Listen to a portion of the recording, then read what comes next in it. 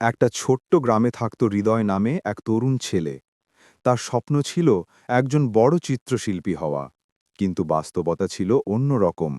গরিব ঘর, পড়ার খরচই কষ্টে জোটে, রং তুলির কথা তো দূরের। তবুও প্রতিদিন সকালে সে গ্রামের পাশের নদীর ধারে বসে কাঠের টুকরোয় কয়লার দাগে আঁকত।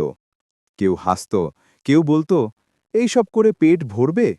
তবু সে থামত না। একদিন এক শহুরে পর্যটক সেই গ্রামে আসে। হঠাৎ তার চোখে পড়ে হৃদয়ের আঁকা একটা ছবি, পুরনো কিন্তু জীবন্ত। পর্যটক থেমে যায়, জিজ্ঞেস করে, এই ছবি কে এঁকেছে? হৃদয় লজ্জা পেয়ে বলে, আমি, স্যার। তারপর লোকটা হেসে বলে, তোমার হাতে আলোর ছোঁয়া আছে।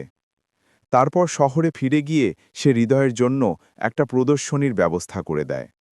প্রথম দিন কেউ আসেনি, দ্বিতীয় দিনও না, কিন্তু তৃতীয় দিন এক নামী শিল্প সমালোচক এসে লেখে, অন্ধকারের ভেতরেও আলো আঁকতে জানে এই ছেলে।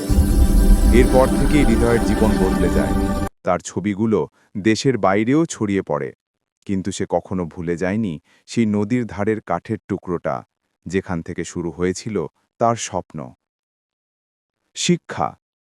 তুমি যত ছোট জায়গা থেকেই শুরু করো না কেন, যদি তোমার ভেতর আলো থাকে, পৃথিবী একদিন সেটা খুঁজে নেবে।